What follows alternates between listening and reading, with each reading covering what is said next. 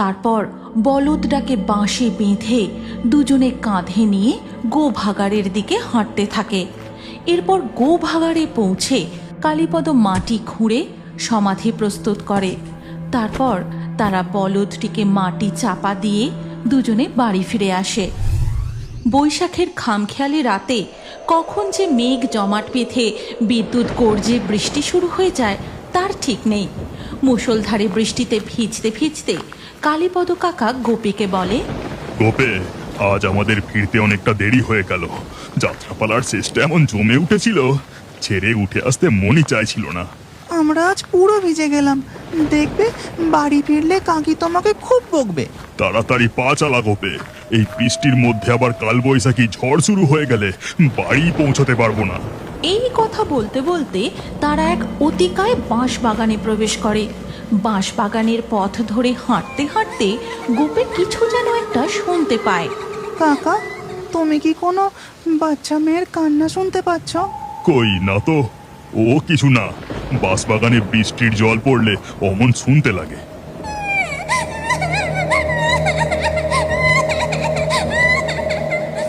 হ্যাঁ গো কাকা, সত্যি কোনো বাচ্চা কাঁদছে।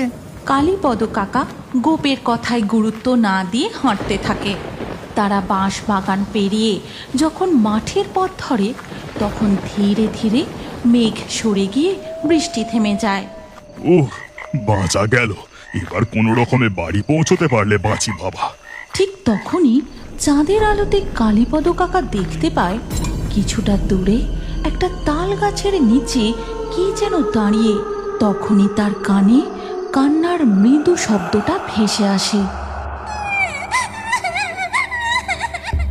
গোপে, তুই আমার হাতটা শক্ত করে ধর, আর রাস্তার পাশে কাউকে দেখতে পেলে তার সাথে কোনো কথা বলবি না।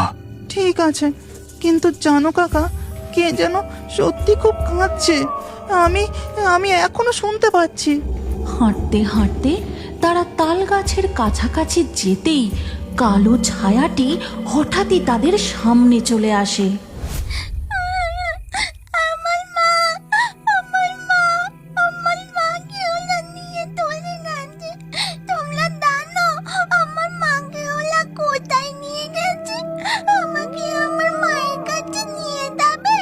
কে তুমি? তোমার মাকে কে নিয়ে গেছে? তুমি কি তোমার মায়ের থেকে হারিয়ে গেছো? সর্বনাশ! গোপে, তোকে বারবার বারণ করলাম, তুই ওর সাথে কথা বাড়াস না। চল এখান থেকে। কাকা, ও মনে হয় হারিয়ে গেছে গো। ওর মাকেও খুঁজে পাচ্ছে না, তাই একা একা ও হয়তো ভয় পেয়ে কাঁদছে। আমার মাকে খুঁজে দাও, আমি আমার মায়ের কাছে যাব। ওরা আমার মাকে নিয়ে চলে গেছে। গোপেকে আর কোনো কথা বলতে না দিয়ে কালীপদ নিজেকে একটু শক্ত করে গম্ভীর গলায় বাচ্চাটিকে জিজ্ঞাসা করে, কে তুমি? বাড়ি কোথায় তোমার? এত রাতে তুমি এখানে কি করছো? ওই তো একটু দূরে ওই যে জায়গাটা দেখতে পাওয়া যাচ্ছে না, ওখানেই আমি থাকি। পাশে আমার মাও থাকতো, ওরা আমার মাকে নিয়ে চলে গেছে। কালীপদ বাচ্চাটির এই কথা শুনতেই তার হাড় হিম হয়ে যায়। সে থতমত গলায় বলে, ওইখানে? ওইখানে তুমি কি করে থাকবে? ওখানে তো। কালীপদ তার মুখের কথা শেষ না করেই গোপেকে সঙ্গে নিয়ে দৌড় দেয়। দৌড়তে দৌড়তে সোজা গিয়ে থামে গ্রামের বটতলার মোড়ে। কাকা, তুমি এভাবে দৌড়ে চলে এলে কেন? ওই বাচ্চাটি তো একা ভয়ে কাঁদবে। চুপ, একদম চুপ। খবরদার, আজকে যা দেখেছিস, যা শুনেছিস তা কাউকে বলিস না। এরপর কালীপদ গোপেকে নিয়ে বাড়ি চলে যায়। আর ওদিকে মাঠের মাঝে দেখা যায় ওই বাচ্চাটি গো ভাগাড়ে ফিরে গিয়ে একটি বাছুরের রূপ ধারণ করে।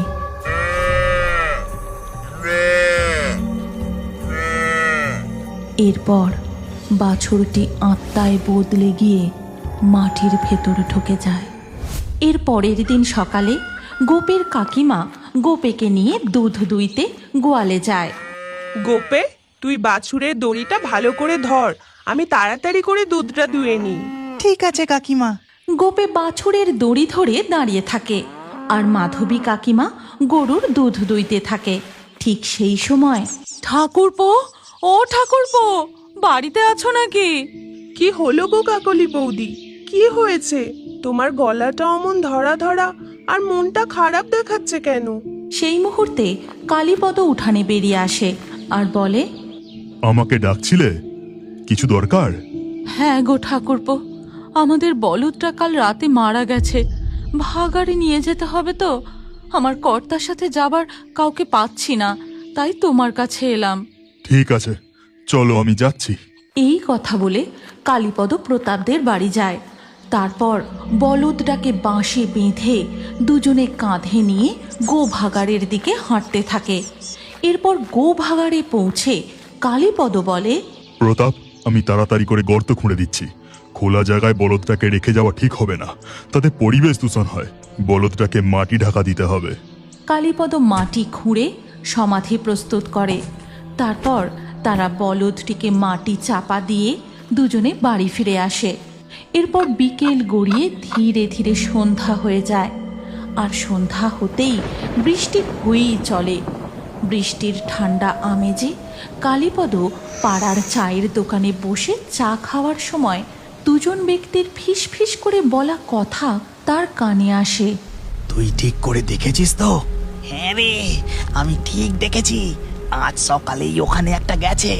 আজ রাতেই তাহলে ওটাকে গায়েব করে দিই, কি বলিস?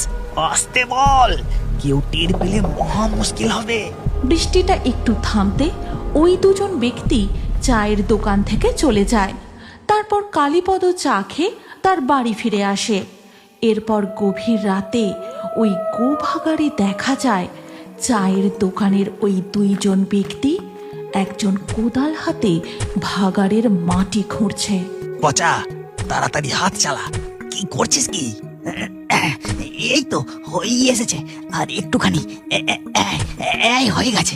পচা মাটি খুঁড়ে দেখতে পায় সেখানে একটি ছোট্ট বাছুর রয়েছে। কি রে পচা, তুই যে বললি সকালে একটা বড় গরু ভাগাড়ে পড়েছে, তা সেটা কোথায়? বড় জিনিস হাতে না লাগলে ভালো দাম পাওয়া যাবে না। ঠিক আছে, দাঁড়া, আমি আশপাশটা আরেকবার খুঁড়ে দেখছি।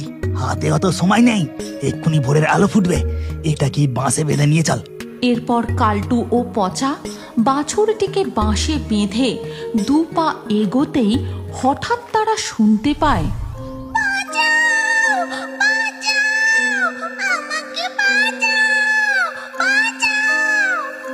ওস্তাদ, তুমি শুনতে পাচ্ছ? বাঁচাও বাঁচাও বলে এই ভাগাড়ে কি কাঁদে? হ্যাঁ ঠিক তো, কিন্তু আশেপাশে তো কাউকে দেখতে পাচ্ছি না। ব্যাপারটা আমার ভালো ঠেকছে না কিন্তু। যাই হোক, তুই তাড়াতাড়ি পা চালা। কান্নার শব্দের বেগ আরো বাড়তে থাকে।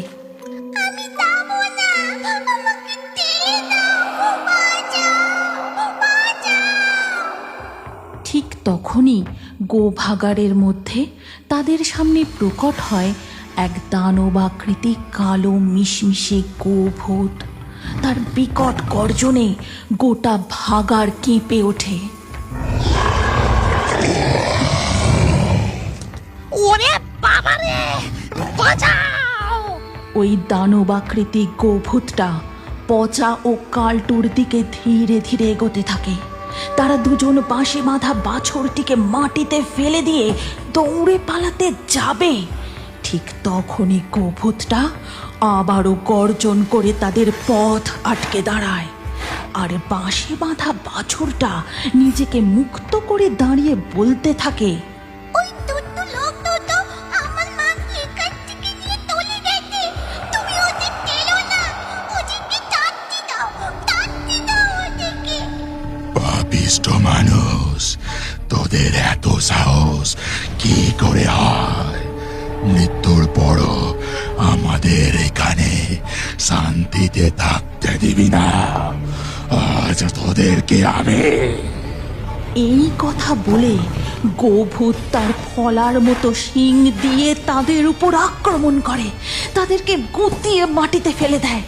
তারপর তার ধারালো দাঁত দিয়ে এর পরের দিন সকালবেলা কাকলি হন্তদন্ত হয়ে মাধবীদের উঠানে এসে বলে, খবরটা শুনেছ ঠাকুরপো? ভাগাড়ে কি ঘটেছে? দুটো লোকের দেহ, মনে হয় গোভাগার থেকে ওরা না মরা গরু চুরি করে নিয়ে যেত, জানো? সবাই তাই বলছে। এই গল্পের পরবর্তী পর্ব যদি তোমরা দেখতে চাও তাহলে কমেন্টে নেক্সট পার্ট অবশ্যই লেখো। আর আমাদের ফেয়ারি টুনস বাংলা ফেসবুক পেজটি এক্ষুনি ফলো করে নাও। এই গল্পটি ভালো লাগলে লাইক দিয়ে শেয়ার করে দাও।